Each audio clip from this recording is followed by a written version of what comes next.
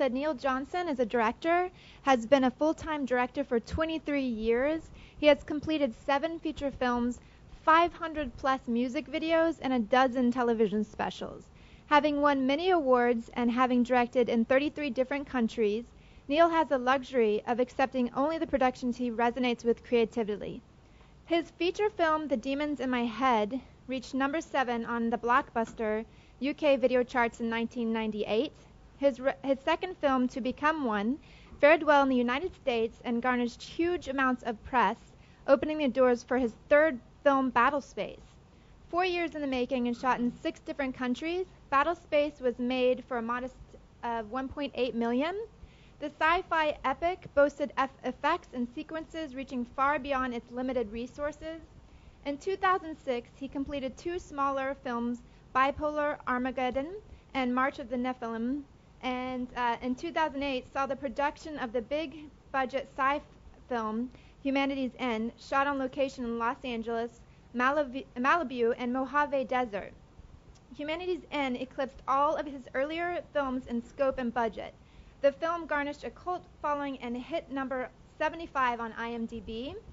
His latest film, Alien Armageddon, has been a big hit in Los Angeles and features the talents of Claudia Wells from Back to the Future, Virginia Hay from The Road Warrior, and Sir Christopher Lee from Lord of the Rings, Star Wars. Thank you. I gotta say, some of those things are lies. I'm gonna give you the truth now. Firstly, this is my latest film, Alien Armageddon, which, if you're all welcome to grab the little, thing whenever you want. It's here. Just you can read about it. So I'll give you the truth now. I'm a very honest sort of guy. It is a film business, number one. I'm an artist, of course, and artistically, driven. But obviously, I've got to make money. And as a director, I've been very well paid, and I've often blown. I think that the biggest amount of money I've blown in one day, budget-wise, was $750,000 in one day for one of our productions. So I've handled big budgets, and I've handled tiny budgets. So I'll just give you a little film history side of things. My first film, Demons in My Head, I did the world's first digital film, apparently. I don't know if this is 100% true, but back in '97, I apparently did the world's first digital film, and I was told I was a douchebag for doing that. Except for George Lucas, who actually came to Australia where we shot it and said, we've heard about Neil Johnson, blah, blah, blah, blah, blah, and I got to meet with Rick McCallum. They asked me a lot of questions. It was kind of cool. So I realized I might be on the right track. I took that film to AFM and to MIFED or MIPCOM, or a few of the different film markets around the place, and my producer and I, tried to sell it. We sold it to a distributor who is now broke. That distributor then said, okay, we'll give you US rights. We'll then take the international rights as well from you, and I'll sell it and give you money back. Of course, I never got a cent for that movie, and to this day, I've never earned a single penny from that film. However, I've worked out, through meeting distributors through the years, and my film turning up in all sorts of strange countries, I think they made about $250,000 profit on the film, which is nice. I would love to have at least had 10% of that, but that's how the business is. You learn, obviously, by getting screwed sometimes. So my second film, I was completely broke, by the way, after that. So, I would make money on music videos and turn that money around, and, that's where I got the money from in the beginning. I just earned a lot of money as a director, so nobody ever funded anything. Second film was called To Become One. I was left with about $2,000 in the bank, so I said, I'm going to do a movie for $2,000 because that's all I had. And that's the God's honest truth. I'm not bullshitting or anything else. I had $2,000 and I made a feature film.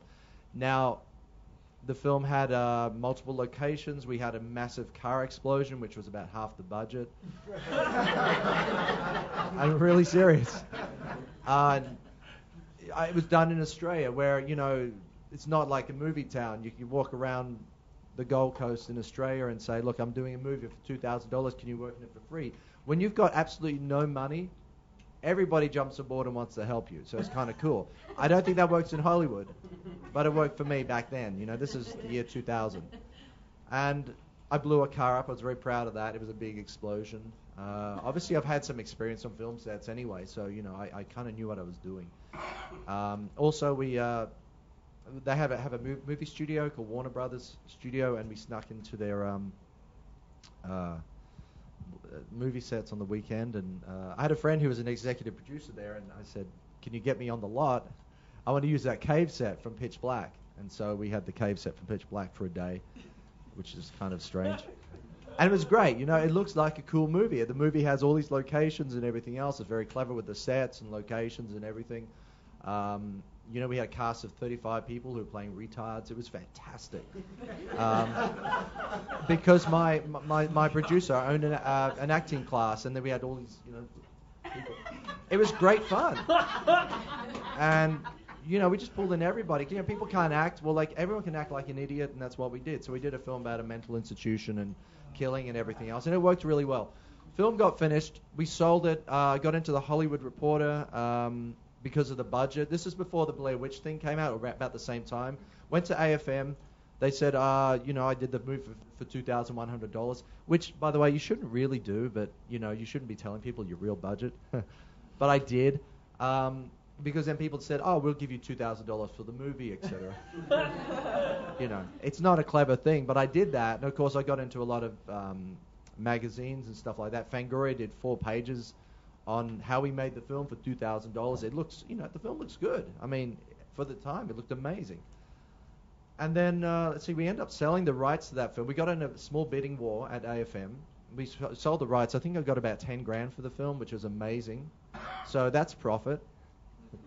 Makes me very happy.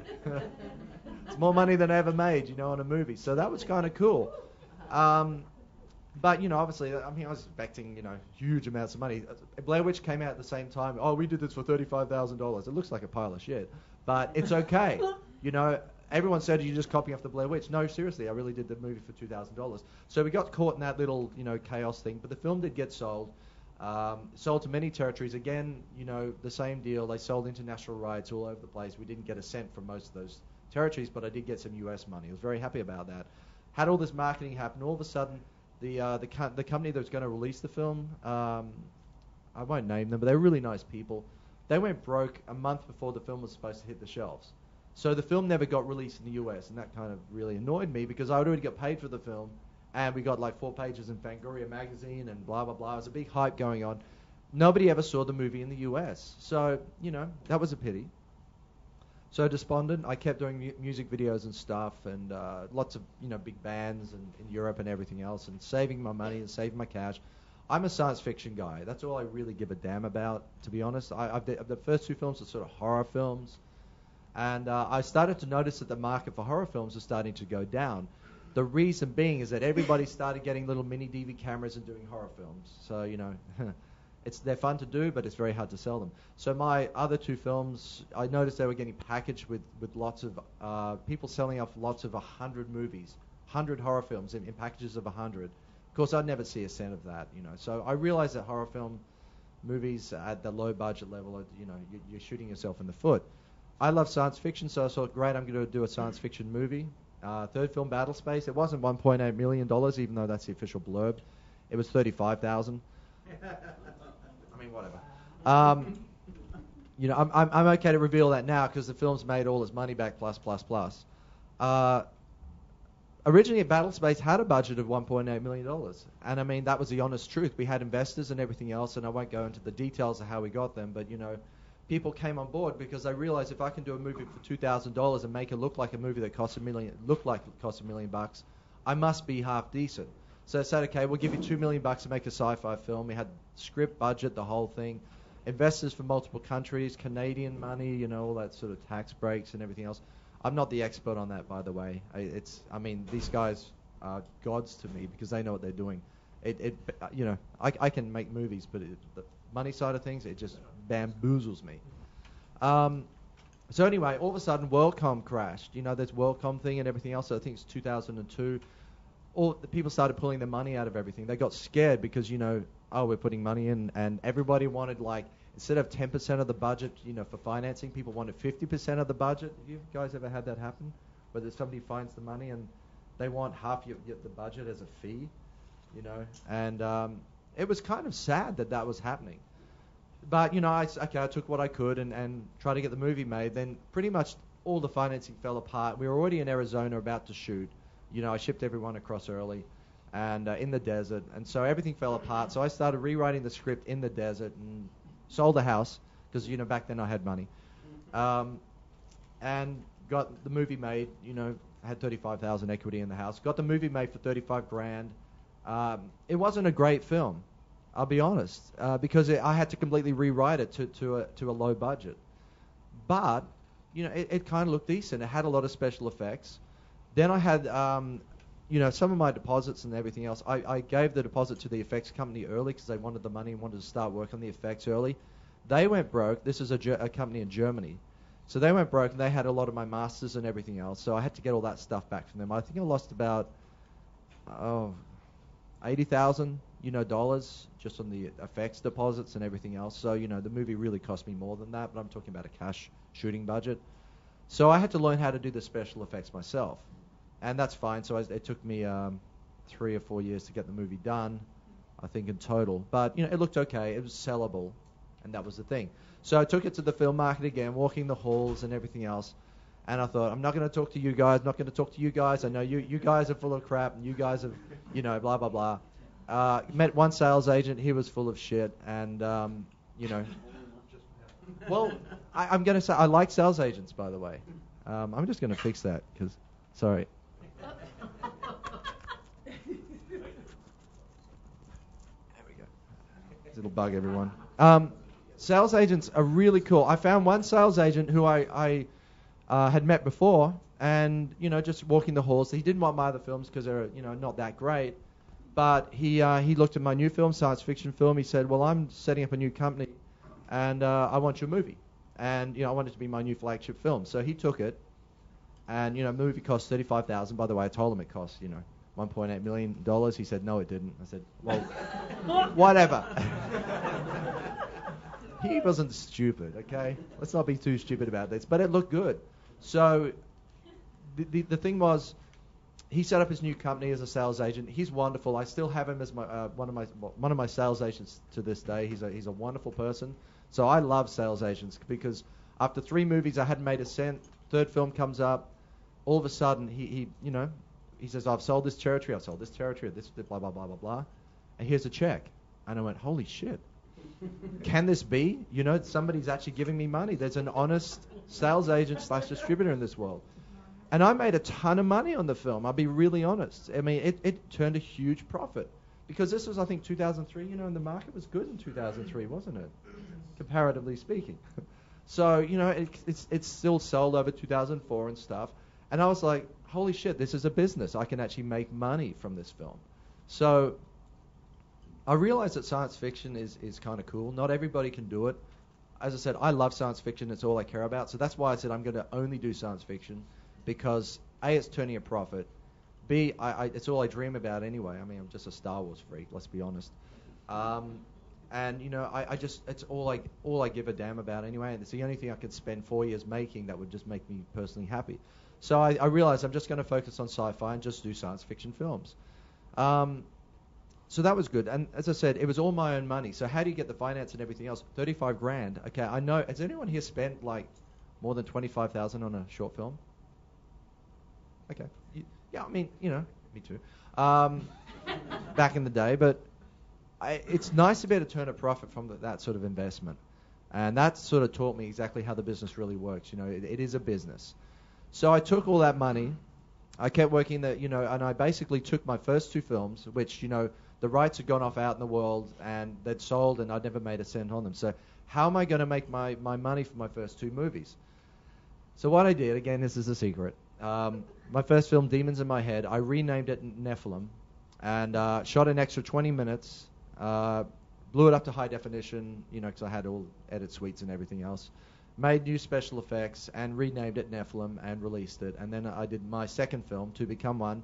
Again, blew it up to HD, shot an extra 20 minutes of footage, some pretty horrific, gory scenes. Included a pair of breasts at the start because that's marketing. Sorry. I'm not into nudity in films or anything, but I put a set of breasts at the start of the film. And that was renamed the film Bipolar Armageddon. And it looks great. I mean, seriously, but it's a different film, you know. And I own the rights to those films, and they're still selling to this day. So, you know, I was very happy about that. The reason I put breasts in the film, as I said, I'm just really honest here, and blood, is one of the AFM. You know, I walk the halls all the time. They said, look, we just look at the first 10 minutes of the movie. We're talking about horror films. If we see blood and breasts in the first 10 minutes, we buy it. If we don't, we won't buy it. I thought, cha-ching, you know. So I'm always thinking about, you know, marketing and everything else. And that's, you know, that's just the God's honest truth. That's why I did it. It was my girlfriend at the time, and that was cool. So, and it was so much fun to do. My goodness, what a good time we had with that. I mean, just, you know, it was it was so much fun doing that. So, you know, I was doing that, meanwhile dreaming about the big movie. I put all my money in a bank. I didn't blow it on anything else. I kept it in a German bank account because it was more safe there at the time. I kept it in euros, you know, because I was getting paid in euros at the time. Put the money aside. Okay, now I'm going to do the big science fiction film called Humanity's End. So 2005, I was doing all the big music videos in Europe and stuff, and I was getting busy, and I kept writing. 2006 came along. I started thinking about doing the production. So I put every cent I had into the movie, and we're talking... you know, I don't want to say the exact amount, but it was way over $100,000, way over $200,000. Quite a lot of money. And I wanted to be a big special effects extravaganza because I learned how to do the effects myself. I had editors on staff, I had equipment and everything else. I said, that's it, I'm going to make a big sci-fi movie, kind of like Star Wars type thing or whatever it is. And we shot the film, we shot in Los Angeles. You know, I thought, I'm going to rent a studio with, you know, standing sets and everything. Big movie, big DP, you know, blah, blah, blah. Stupidly, I didn't put a name in the film, okay? Because, you know, I thought I can do it all myself. I don't need a famous person because, you know, you don't need famous people in movies when you're doing science fiction, or so I thought. I learned a lesson. But, I got whoever I could, made the film. And I can tell you all the things how I fucked up, by the way. You know, I got some good actors in the film, and I also got some shitty actors. I thought when you're in LA, it's like, you know, the streets are paved with gold and honey, and everyone's amazingly talented, and blah, blah, blah, and, you know, actors come in, and, you know, we cast like 1,000 people for the film. I thought this is going to be so easy. Some actors are really good at casting. You know, they come on, you know, they're really good in the casting room. Once you get them on set, they you know, they kind of destroy themselves mentally, and, you know, can't handle the pressures of a long-term feature film compared to short films is easy. Feature films, you know, you're running a marathon. So I learned there's some shitty actors in this world and some shitty production people in this world and stuff, and, you know, so you have to handle that. So I got the movie made, and of course, you know, as we know, the market kind of turned a bit sour between 2004 and 2008, you know, for sales, which again I learned the hard way. I put every cent I had into the movie. And, you know, nearly got a Sci-Fi Channel sale. Didn't have a name in the film. You know, a television actor or somebody from Star Trek would have helped a lot. And I mean, no, seriously, these people will guarantee you a certain sale in certain territories and certain markets. You know, so you know, I should have, and I was hanging out with a whole bunch of people from Star Trek anyway, so it would have been an easy matter. But I didn't want to embarrass them. I'd say, hey, you want to be my low budget piece of shit film, and I'll only pay you, you know, $2,200 a day and whatever. But I should have done that, you know. But anyway, that was the market then. The other side of that was, you know, I think people started learning lessons in this time. It used to be you could make a profit on $1 million movie once when you had some, you know, good actors involved and everything else. In my opinion now, and maybe I don't know if I'm right or wrong about this, but I don't believe you can make profit on $1 million movie. I think $5 million movies, yes, you can make profit on because you put half that money into print and advertising and everything else. But $1 million is a really hard thing to do. Would I be right in saying that right now? Yeah. $200,000, $100,000, yeah, you can make a profit on that. But $1 million, it's kind of a bit sketchy unless you got a really cool film. So anyway, so I got Humanity's End made. And yeah, it looked half decent, a little bit, a lot of effects and everything else. But obviously, I'm just a one-man band, so it wasn't the level of effects that we would expect from, Avatar or whatever it was. But it was looking half decent. So of course, because of Battle Space, my previous movie, everyone said yes, we want to buy it. But the market turned sour. So instead of getting, for an example, I'm not just running numbers here. I'm making this on the top of my head as not true numbers. Japan might have paid me $50,000 for Battle Space. They would have then said, "Oh, we'll only give you 35 because the market's flooded right now and there's too much shit out there and everything else." And I was like, "But my last film was a pile of shit, and this film is amazing, and you're going to give me half the money?" Yes, because the market is different. So I started learning lessons that the market was down, and I wasn't making profit. By the way, the film has just turned profit. It's now 2011, and Humanity's End has actually made when I say a tiny profit, I'm talking about $1,000 profit right now, which makes me really happy. But that's, 3 years is too long to make a profit, in my opinion. You got to really turn your money around in 2 years. So Humanity's End was a real learning lesson for me. And we're talking the low-end scale side of things. So we're not talking, high-level movies or anything else. We're talking about the low-level stuff. So then I was like stuck without money because, all that investment. Thinking, I'm going to have huge amounts of profit. Never came. Record industry went down. Obviously, the music video budgets went from $120,000 down to $7,000, on average for my sort of stuff. That kind of sucked. So I realized, okay, now I've really got to make a profit and really treat this as a business. The only way I'm going to make money is make money from feature films, and that's it. So I made Alien Armageddon, and I'm not going to reveal the budget here, but it was pretty low. And knowing that, okay, worst case, if I do a film that's kind of like what's cool right now, I'll give you the story. Originally, my Neil, film. 1 second. We actually only have 12 minutes left Oh, until okay. the panel ends. So if you want to make kind of like a last summary of Alien, Sure. that'd You got to talk. Okay. Yeah, thank you so much. No problem. Anyway, Alien Armageddon was done for a low budget. It's already hit the marketplace. It's on video on demand right now, and we're actually the #1 B movie on the video on demand circuit this week. So it seems to be that doing low budget stuff is a good way to make a profit if you want to sort of scale that ladder. So that's the best thing. I am actually teaching a course. I've been told I've got to teach a course on how to make low budget movies, by the way. So my friends Mark Zickery, they're actually having me as a guest speaker, and I'm going to talk for about 10 hours exactly how I made a movie for such a small amount of money and made profit. Alien Armageddon's already in profit. We've only got the money for one territory, and that was Japan. And Japan is a down market right now, so things are looking good on the low budget side of things. So I highly recommend it. If you're going to spend $25,000 on your short film, make a feature film. That's my recommendation. Okay.